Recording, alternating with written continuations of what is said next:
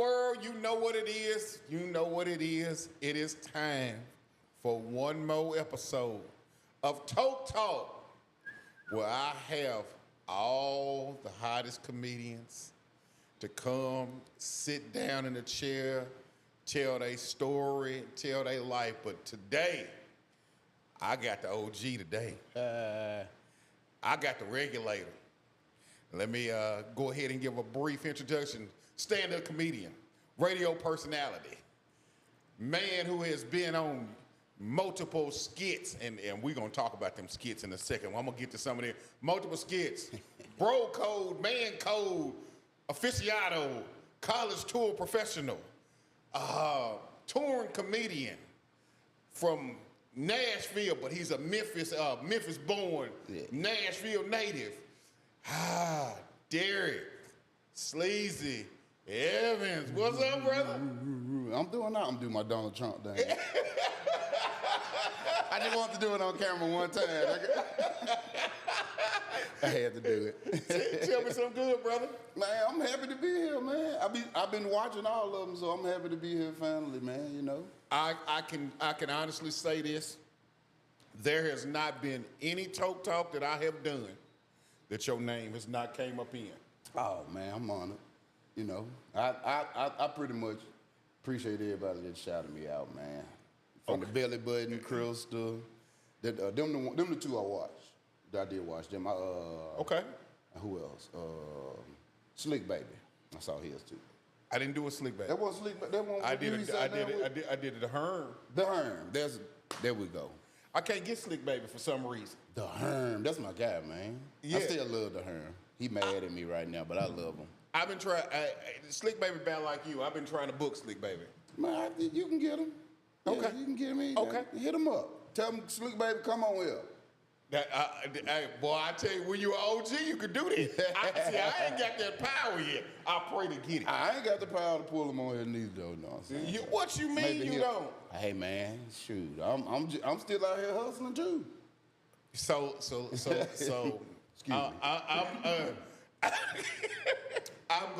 I'm gonna say this. Okay. I am a fan, and I got introduced to Sleezy because I am a big Billy Sorrells fan.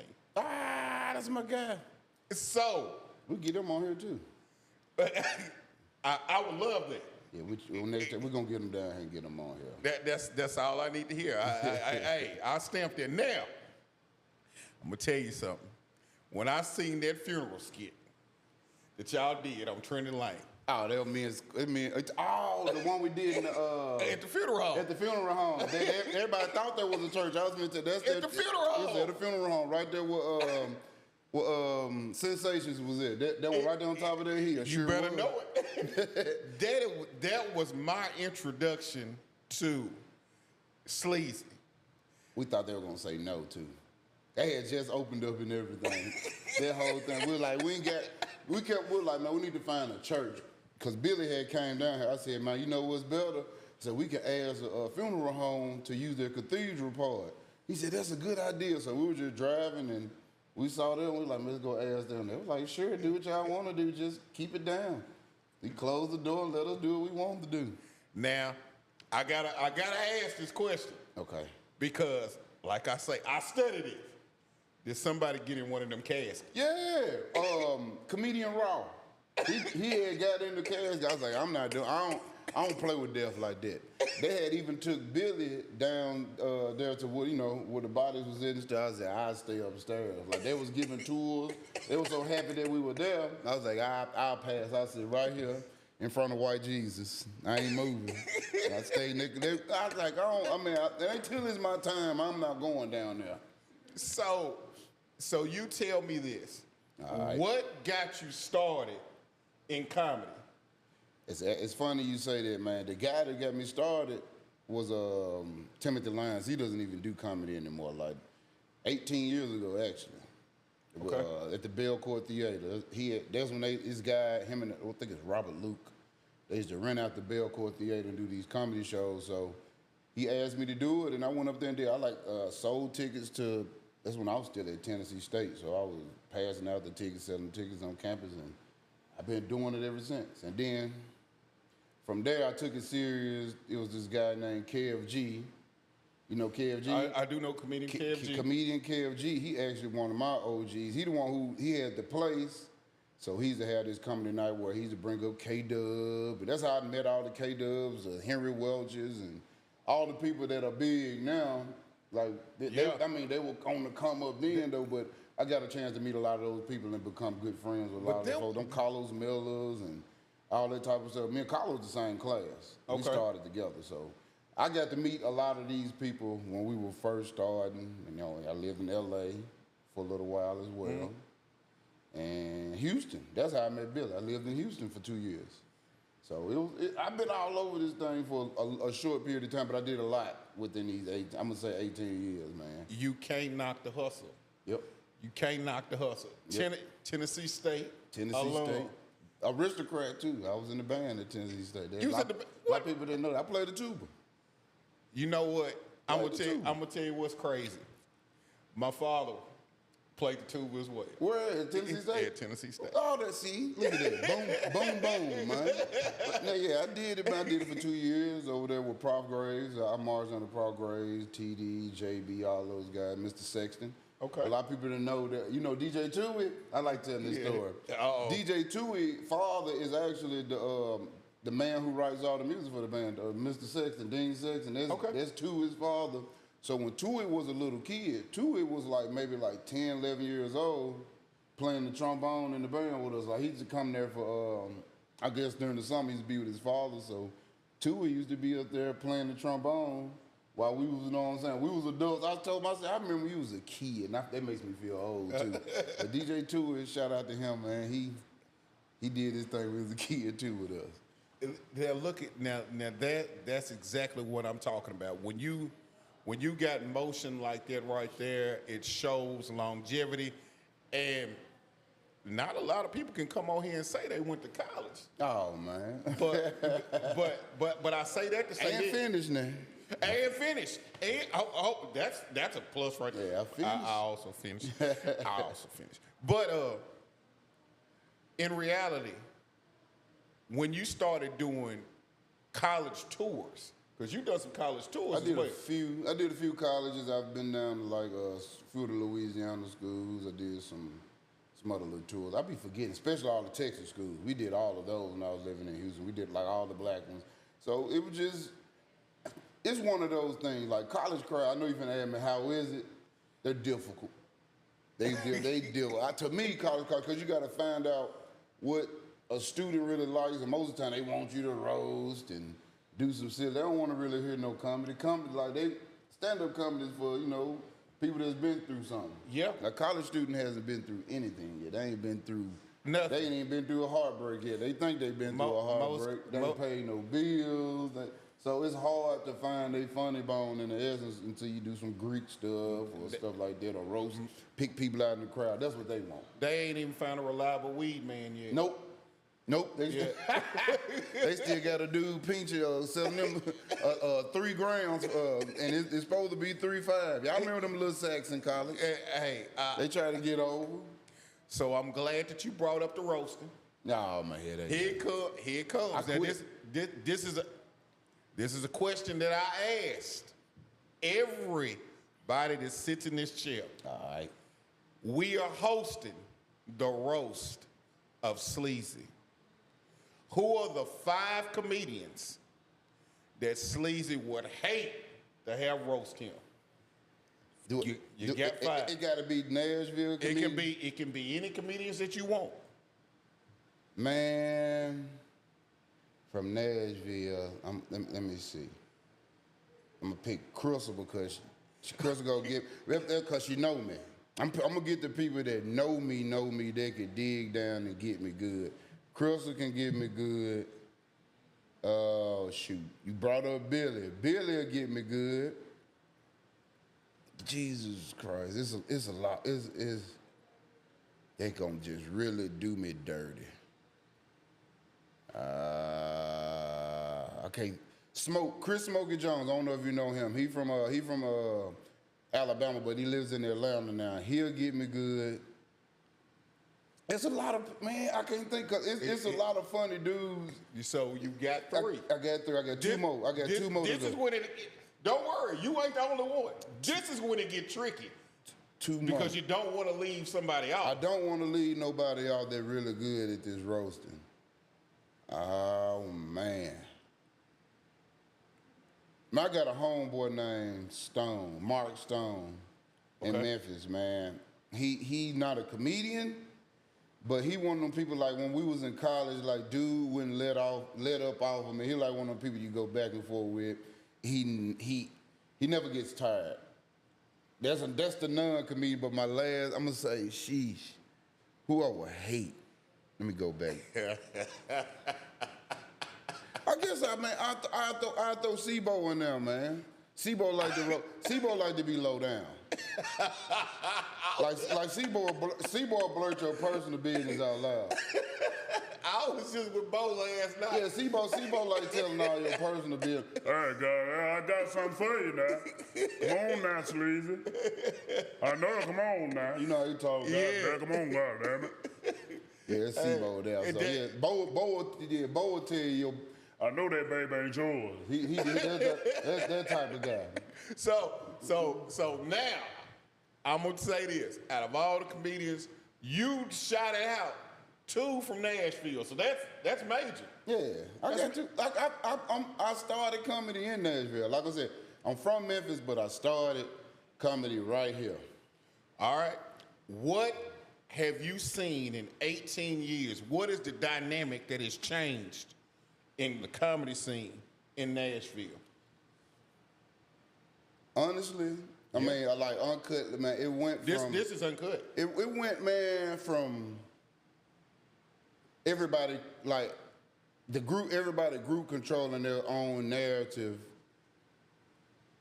Like we had, like I was talking about KFG. Mm-hmm. Him and Ray Nard created kind of sort of that black culture, that black scene for Nashville. A lot of people don't know that. Like KFG had the place, like I said, he was bringing all them plays down here. And people down here from Atlanta, you know, from Alabama, Kentucky, like all them folks on Spike Davis, is the people that we used to see on Comic View. You got what I'm saying? Like Jack Thriller, you know, the guy with the one eye. Yeah. He used to be called Honey Bun a long time ago. I remember. See, a lot of people don't like. I first met these folks when they was coming up.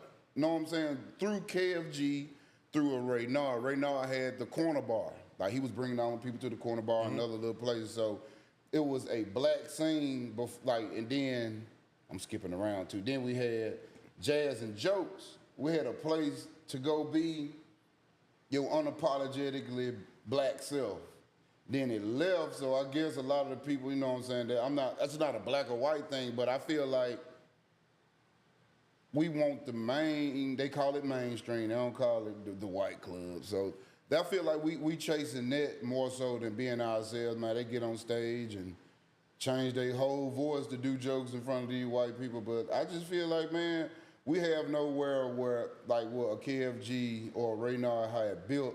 And when they do, we don't come and support it out of, you know what I'm saying? I guess it's some kind of competition. It became a competition amongst the black comics that I really didn't, it's got a bad taste in my mouth now. I don't like the competition. It was never a competition because we always came out to hang out even if you weren't performing. You guys, the Herm was around it when we first got together. We just come hang out.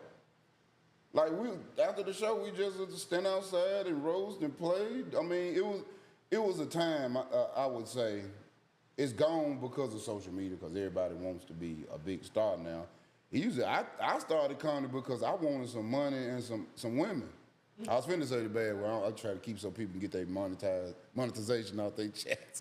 But I wanted money and the women to come out. The women used to come to the shows, man. That's where you used to go socialize and be around. I think that whole aspect now has gone because now you get there, it's 70 comedians and everybody get in free. It look like it's packed, but shit, all of them comedians.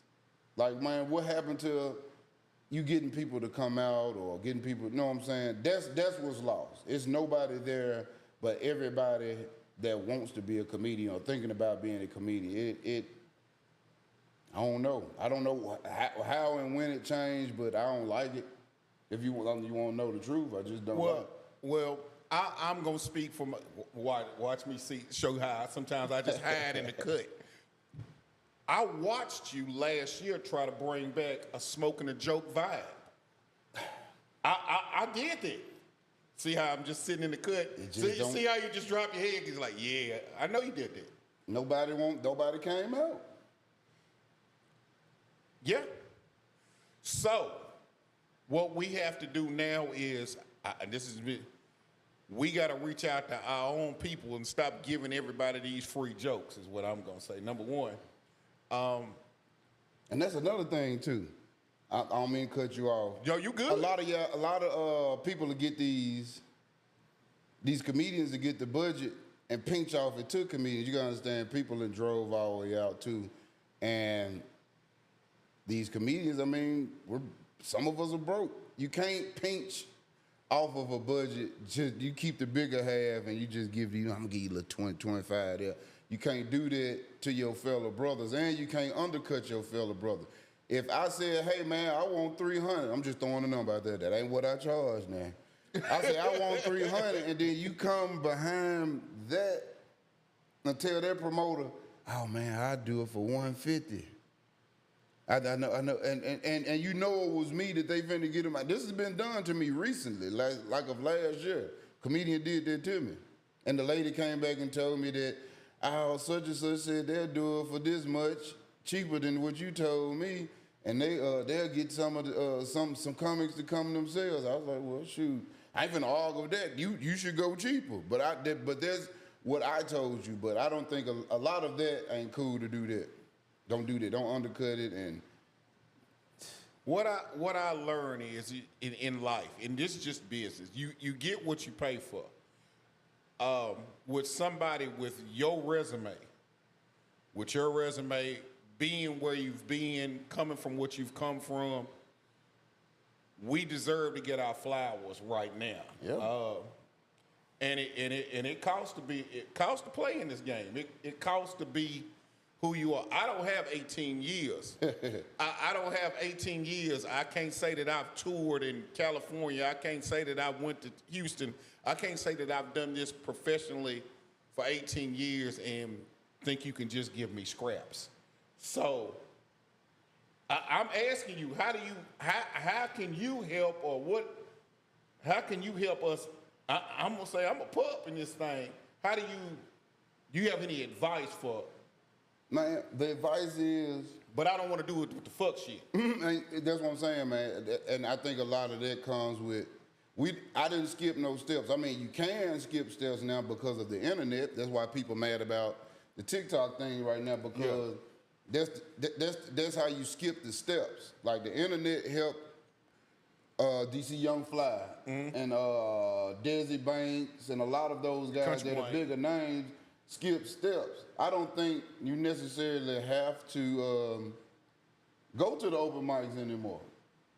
You know what I'm saying? You do, but you don't. You do because when the time calls for you, like, all right, you got that 1 million followers now, and now these clubs want to book you because they want to book internet stars now because they want the numbers. They got to sell chicken. They got to sell cheese sticks. They got to sell drinks. That's just the truth and the facts of it. I could be funny all day, but can I sell tickets? Can I sell tickets? And I think sometimes we don't understand that's what it is.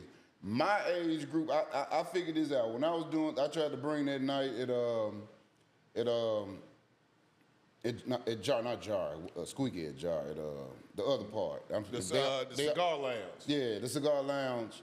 I realized on a Wednesday night, my age group ain't coming out because they got to go to work in the morning. That's another thing too. We might be timed out on that because it's a working class city.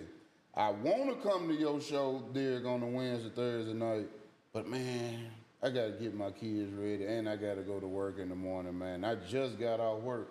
I ain't got time to go, so we got to look at it like this. So back then, I'm gonna say back then, we were all still in our 20s and 20s and early 30s, so they could do that. I just think at 40s, my mid 40s, they sleepy. on a Wednesday night. So it's like a Friday and Saturday night was cool. It just, I'm gonna give you another aspect of it. Like people complain, like TSU complain, nobody comes to TSU football games. You got a choice on a Saturday. We're in Nashville now. Yeah. You got brunches on Saturdays, you got a party here, Yeah. you got this and that, especially in summertime. Like when it's warm, Nashville lit when it's warm, it's something to do. But what is there to do in the Jackson, Mississippi on a Saturday? Nothing. They can go to their games. Alcorn, their games sell out. So Nashville is just one of them cities like, man, I have a choice now. Yeah. And so it's hard for me to choose. And I don't know what the recipe is, but it's most definitely we have to get our internet presence together, I think, before people start really back messing with us as comedians, man. I think they respect the internet more now. At one point, people would just come into open mic. Yeah. Like open mic used to be packed in like a 2008, 2010 open mic. Man, oh y'all having another open mic? They would come in there just to laugh at the people that bomb. You understand that? Yeah. And that's another thing. Nobody wants to bomb. Everybody think like they hide from the bomb. And guess what they say now when they bomb? It's a tight crowd.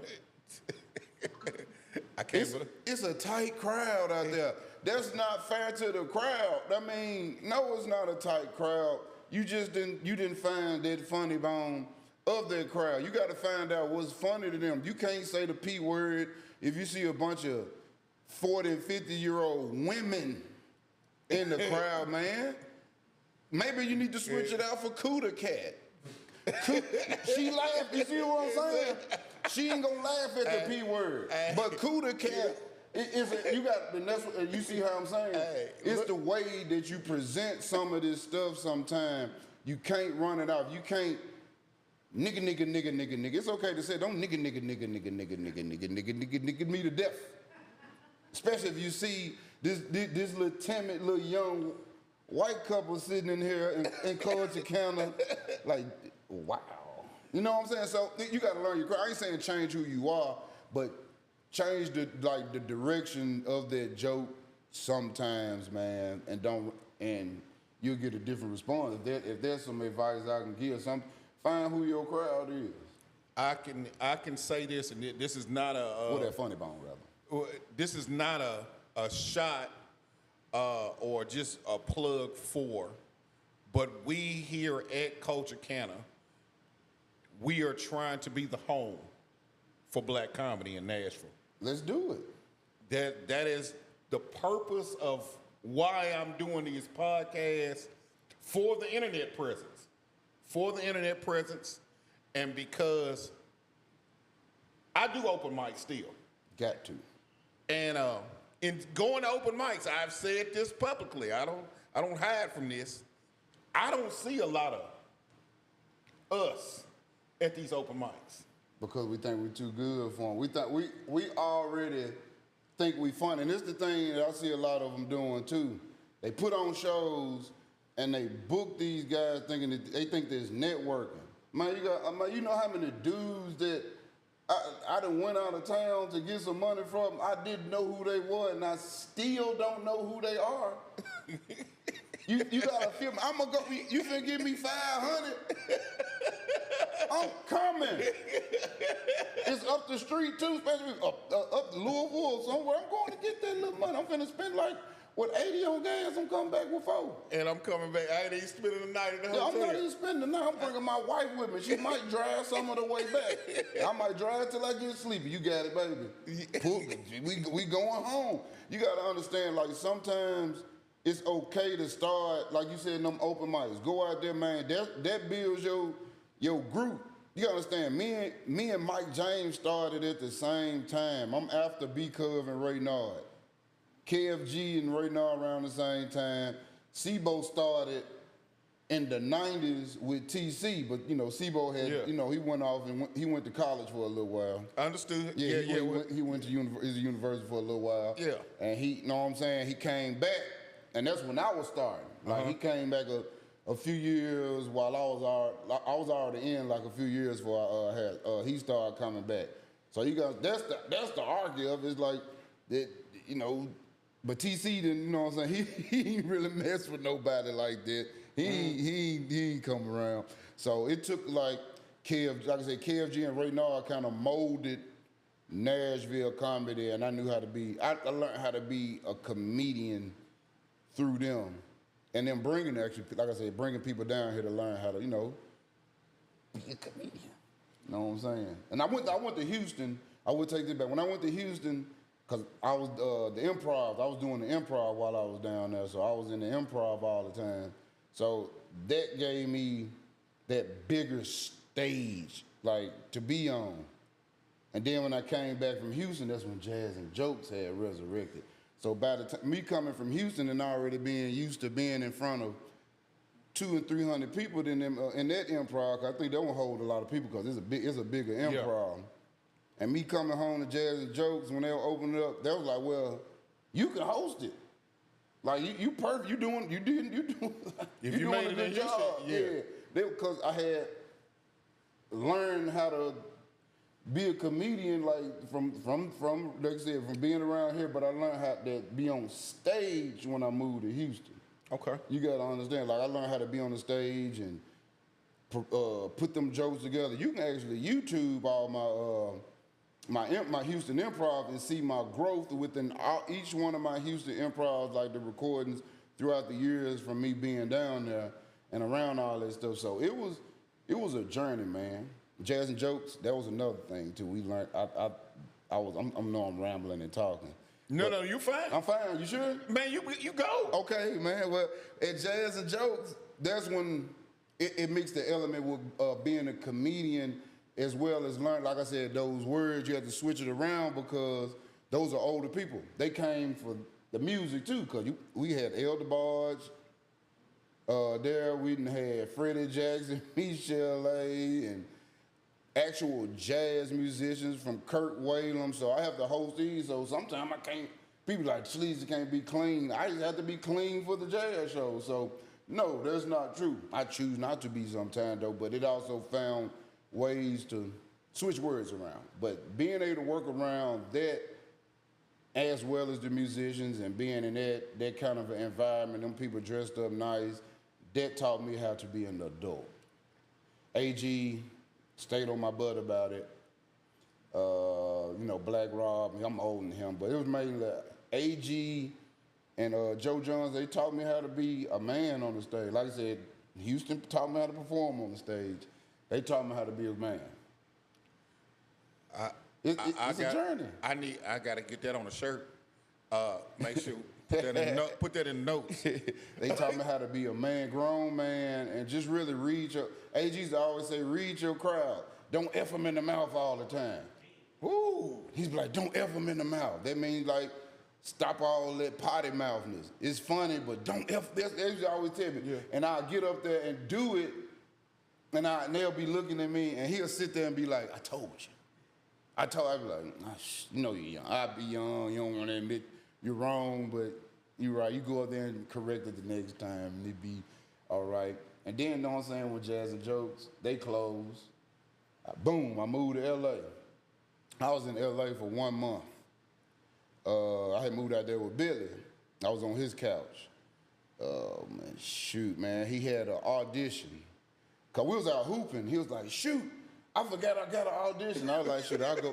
For real. Because, that's what you do. You just audition and go out there. You sign up for audition. You get a little person that tell you when audition, you go and audition. So I was waiting. He was like, hey, man, you want to audition for this show?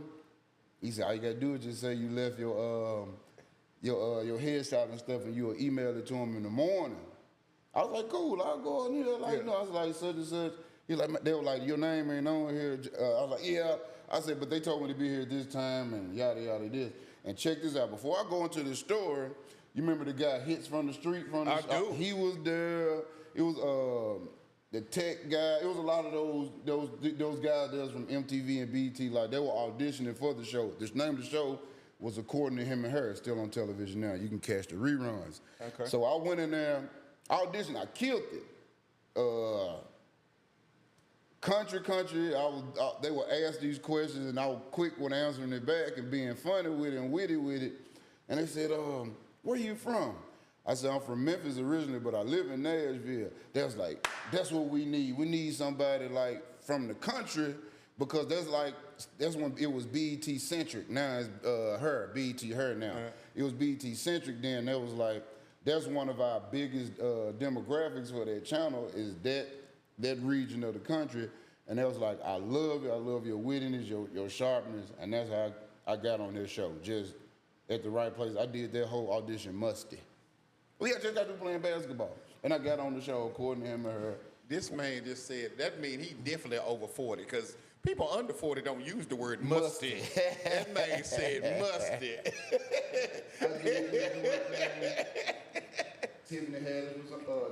Tiffany Haddish was on the show, Finesse Mitchell, Free, me, Billy Sorrells. There was a lot of us on there, man. It was a good time, man. You speaking like that, where are the opportunities? Do you know how much filming gets done here? And where's our filming at? Here.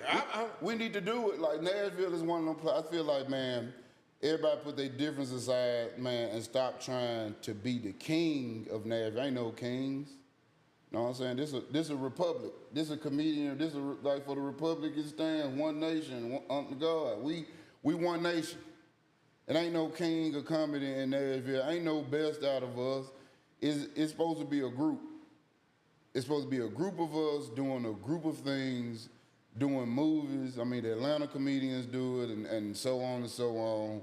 Other cities, like, man, it takes nothing. No, nobody have to be in control of it.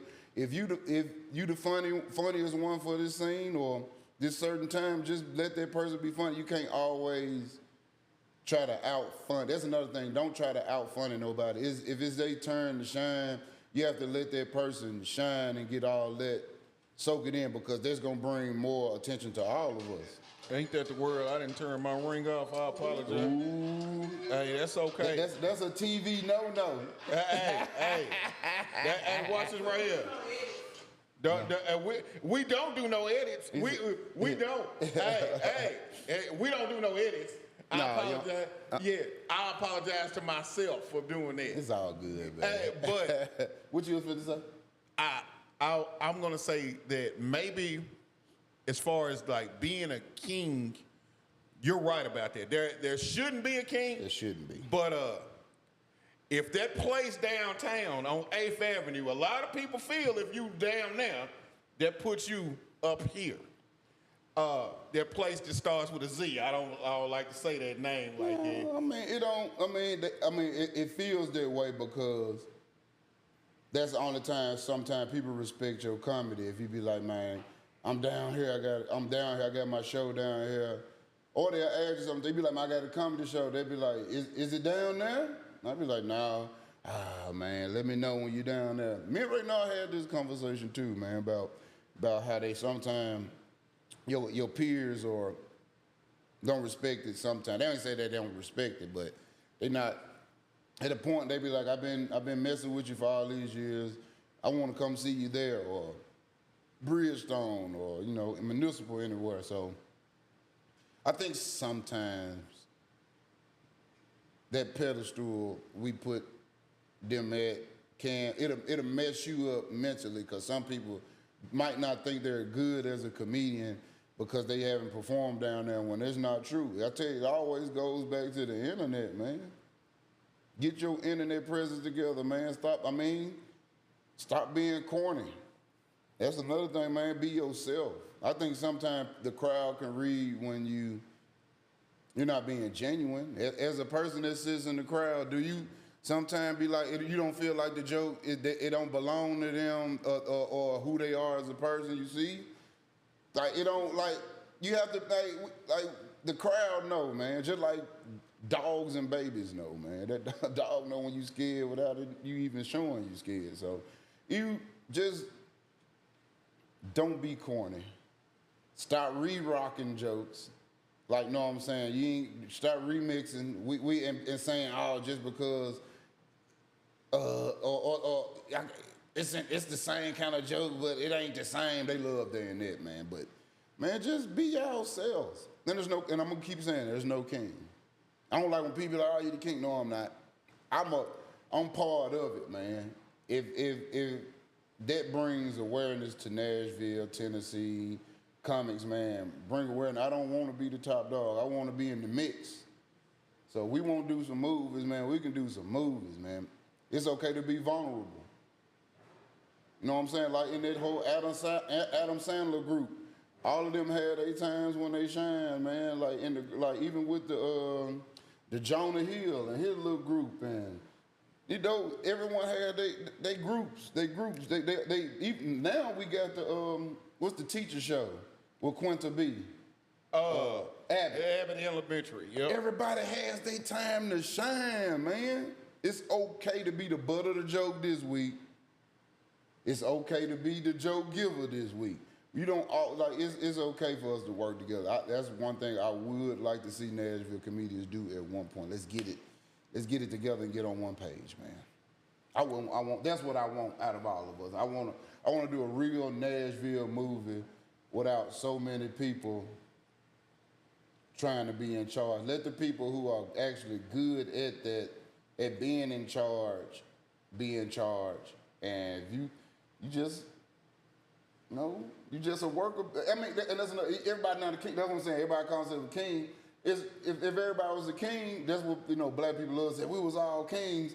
Who cut the grass in ancient times then? who cooked? Who was the master builders? Who was the teachers?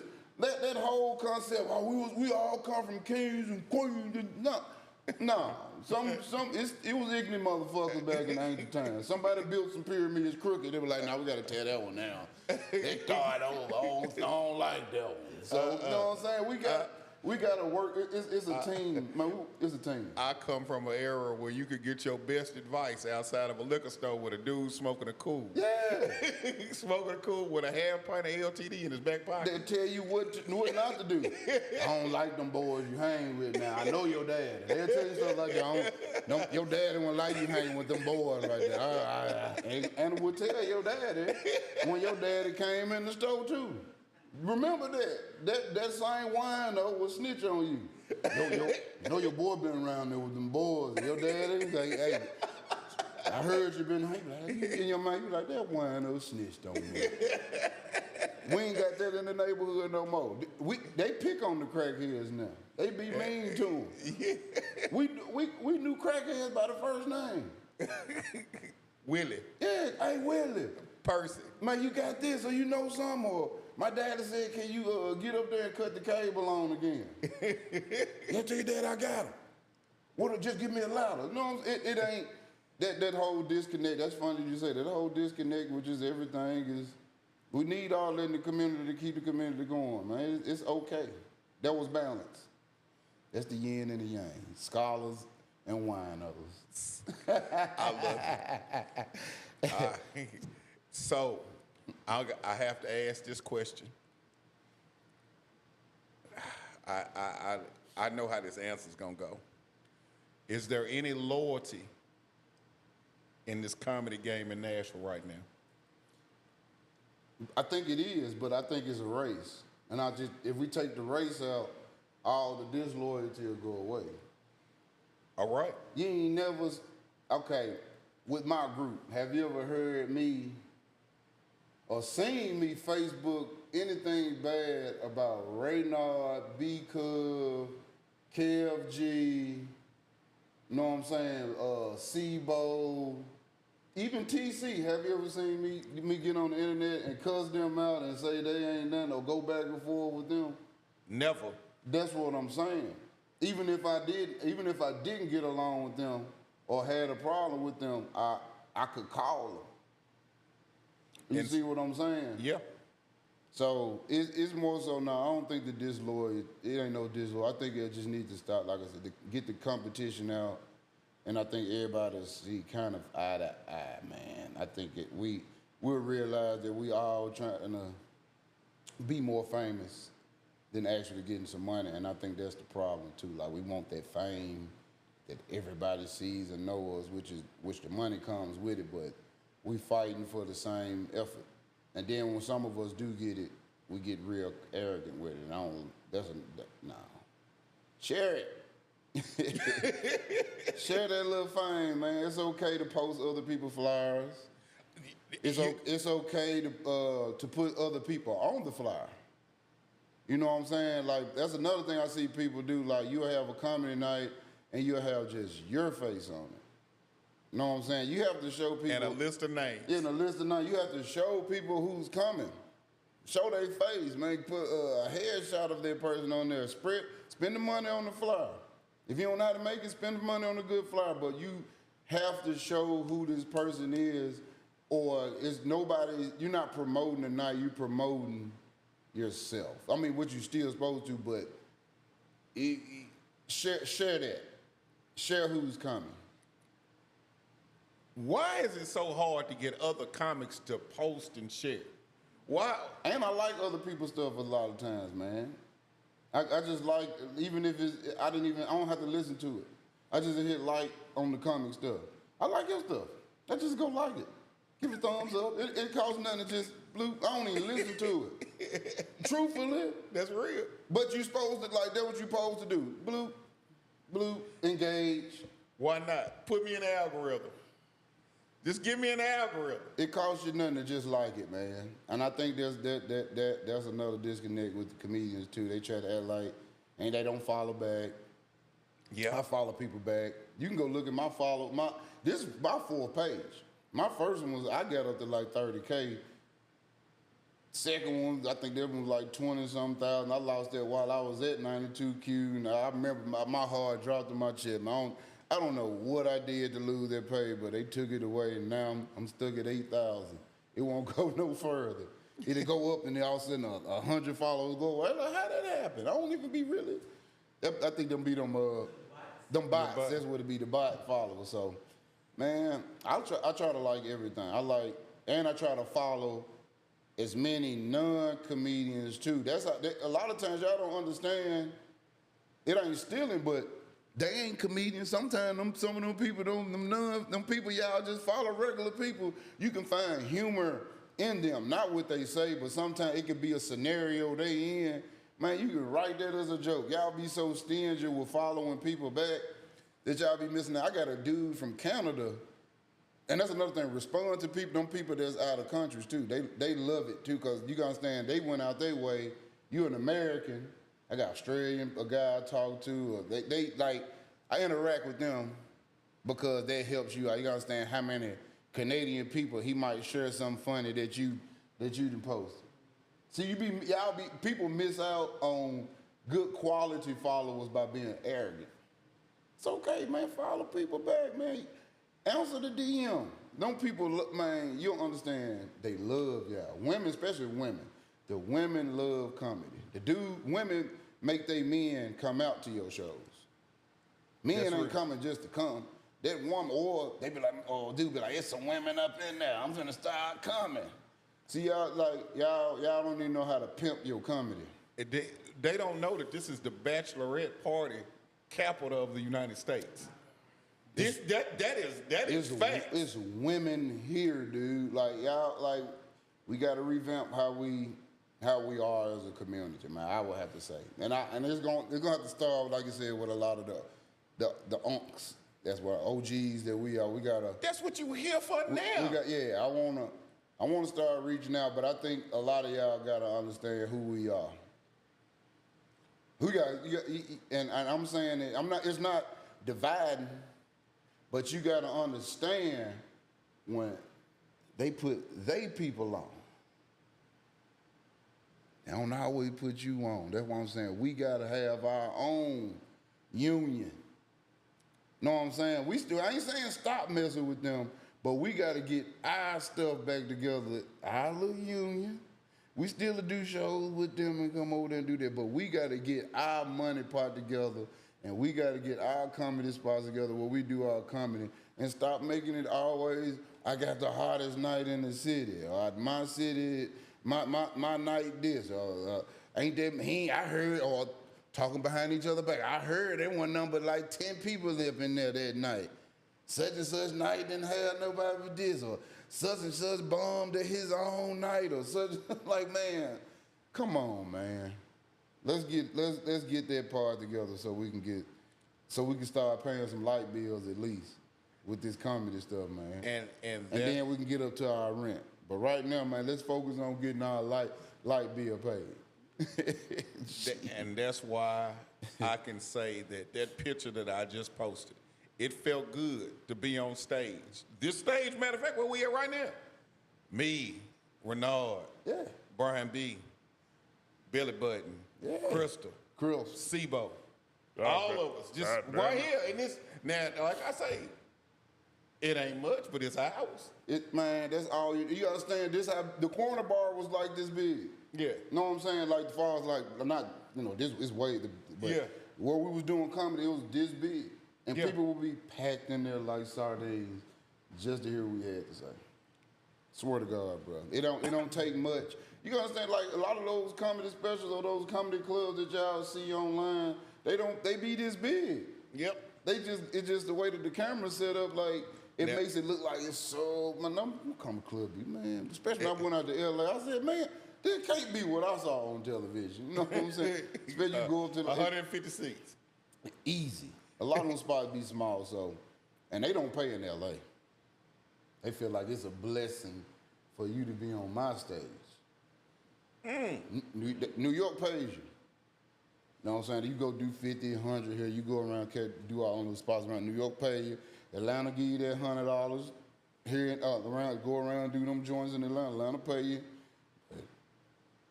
We need to that's another thing. We need to get it together and stop, and like on each other nights. We need to figure out, all right, if you can bring a comedian down here, they be like, man, I need about 400, 500. Well, then you could be like, well, I can give you 150. And such on the night after, the next night, he got a night, yada, yada. You can leave out of the city with about 500. I think a lot of us need to stack our shows. Or after you get through with this one right here, such and such got another one over here at 9:30. You can run over there and get that little $100. I think, and that's why we all need to sit down and get that going, and not stop making it a greedy thing and a tit for tat. There's a lot of tit for tat going on too. That I did the flyer, so put me on the show. Okay. So this is what he know who I'm talking about too, and that ain't me starting nothing though, but a lot of that like man, let somebody else. Just because you did the flyer don't mean, or you don't have to host it every night neither, every time neither, man. Swap off the host, man. Let one of the young dudes get up there that's younger than you, see what it feel like to host the night, and you just sit down and just chill. Like, know what I'm saying? It's okay to chill. It's a lot of things we need to do, and that's what Renard did do. He didn't host it all the time. He was like, that's how I got comfortable too. Sleezy want to host the night, then another guy named Monty Mark, he would be there. I think he still do comedy every now and then. He down in Atlanta. He used to host it too. Okay. Like the Renard spot. So I think it's just, we need to get it sit down. So watch what I'm getting ready to do. See, I'm gonna do this on camera. When we get done with this podcast, which we're almost to this point. Yeah. So what I want to look at the calendar within the next 45 days, I want to find a date, and I'm going to put on a comedic brunch for us, for black comedians. And I'm going to make you get on this stage and go ahead and bring us together. So that you see that? Hey, if they'll listen to me, a lot of them don't get along with me because of my brass delivery at times. It don't matter. I am harsh. I'm harsh, and that's only because that's how my daddy was. Daddy was to me, to tell you the truth. I can't put sugar on shit and make it you know what I'm saying, to call it a cupcake. So I'm gonna say it to you as a friend. I don't never say stuff out of malice, so sometimes I don't think a lot of people take when I say something. I could be like, man, you bummed. Man, you being a hater, Sleezy. I'm like, no, I am not. It's okay, bro. Tell me when I bum. Yeah. Because I'm going to tell you, the main person, when I used to come off the stage from doing bad, the asshole of all assholes is Mike James. Mike James, you could be coming off the stage. Mike James be sitting in the van. Hey, it was hot up there one. He said, you sweating? Why you sweating, dude? Sleezy, why you sweating? You okay? Ooh, yeah.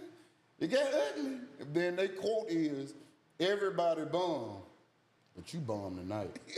that was they thing. Everybody bum, but you bum tonight. But you bum tonight. Mike James would be waiting. If I do bad on stage, I'd be like, here, I got to walk back here to see Mike James cheesing from ear to ear like a chess cat. And that's the thing. You couldn't blame it on the crowd. And me and Mike done bombed a lot of places together. Like, you have to get him on here to tell you about some of those stories. Like, me and Mike, man, it was a time. But no, man, a lot of people, we have to sit down, man. I'm actually, cause I'm finna take time off from comedy to read, you know what I'm saying, get myself back together and you fine? I'm coughing the camera. I'm gonna get myself together and figure it back out again and get my internet presence together. So, you know what I'm saying? I'm performing here in March. Okay. With what you call it? With Tony Ronan. Ain't he doing here? Yeah. This is the 29th, I want to say. February. I thought it was March. I think it's February. Is it February or March? It's one of them. I got it in my calendar, though. Okay. Either way, I'm going to be here. Okay, cool. Either way, I'm going to be out here. So Cool. He got me headlining. Y'all going to be ready? As you should. She just do the fly. Okay. See? It's in-house. We trying to do everything in-house under one roof. You posed to. And I took the suppose off there on purpose. You supposed to be like that. Everything's supposed to be in-house, man. And y'all supposed to be working as a team. Sometimes it's best to work with non-comedians to get stuff done. Because, you know what I'm saying, it ain't no, like I said, sometimes that competition may be there. Big eyes on little you. Yeah, so it just, I think we need to sit down. Okay. Now, in closing. Okay. What would Sleezy today say to 16-year-old Sleezy right now if he could? Shut your goddamn mouth.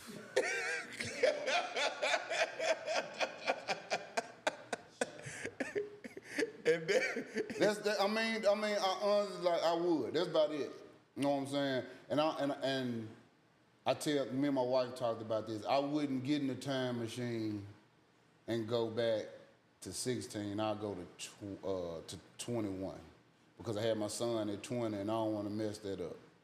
I want to go back. I would tell my 21-year-old self to shut them. Just real. Shut your mouth. You don't. Yeah, you gonna mess up some. I messed up a lot, and that's another thing I'm gonna tell you, comedians. I messed up a lot of money with my mouth. None recently. Before y'all get to thinking like, oh, he talking about the radio station. No. No. I quit because I wanted to from there. I remember that day. I'm talking about all of the some of Hollywood stuff, man. Some people in Hollywood I should have never, went cussed out and stuff like that. I think I maybe did get blackballed on the comedy. On getting an agent at that time, a bigger agent, so I could have been on that good chitlin circuit, doing like all of the black stuff. Yeah. My mouth messed me up with that, and I'm gonna say that's probably the only damaging one that I wish I could go back and change is that a lot of those big wigs, and because I was on my way. You was on. I was actually on my way, and me being just I'm just being real. Me just being a misguided Memphis nigga, man. I ain't know no better. I mean, like, that's why I say maybe I got to go backwards to come back at it again. And I'm saying I'm gonna admit that I messed up who Sleezy was to a certain extent, but I still got the knowledge, and that's why I be trying to tell young dudes, certain things. It ain't out of, me trying to. Sometimes they think, oh, you're trying to control me, you're trying to do this, but you gotta understand, I've been there to that certain spot. Some people been doing it 18 years and never done with that much. So you gotta understand, like, I could tell you what not to say and what not to do and what to do to keep it going, though, know what I'm saying? I do know that much. That's all, man. I think if I hadn't cussed out some people, I'd be all right. I'd be at least, 100,000 there. You know what I'm saying? I'd at least be out here, you know what I'm saying, doing a little, the little comedy tour I have, you know what I'm saying? You'd have a special on LOL network. Yeah, at least have at least a 30. At least a 30. Yeah. I would have had something. But, it being on tour every now and then. But it is what it is, man. God don't make no mistakes. I mean, I'm here to tell my story. I'm healthy. Love my wife. Love my dog. Love the comedy game. I'm just in a happier space. Let me say that much. And that's what me finding that woman. I'm gonna talk about my wife now. I found my wife. That's who brought me out of the darkness, and that's why I kind of I'm in a better space. And I tell you, love. That's what a lot of motherfuckers need to. I made a post about this. Sometimes, man, that love will bring you out of that darkness and that hate where you at. It may not be through a woman or a man, but find something that you love to bring you out of that ugly place, because as a comedian, we all in an ugly place, man. That's why we do comedy, because some deep down, we got some kind of dark side to us. There's something that we hide and that we heard about, or something hurts. You know what I'm saying? So we do comedy, and she makes the parts of my life hurt feel better. So that's what makes me keep going. So I'm telling y'all, find some love. That's real. Find you some love wherever you find it, man. It's okay to be in love with something or somebody.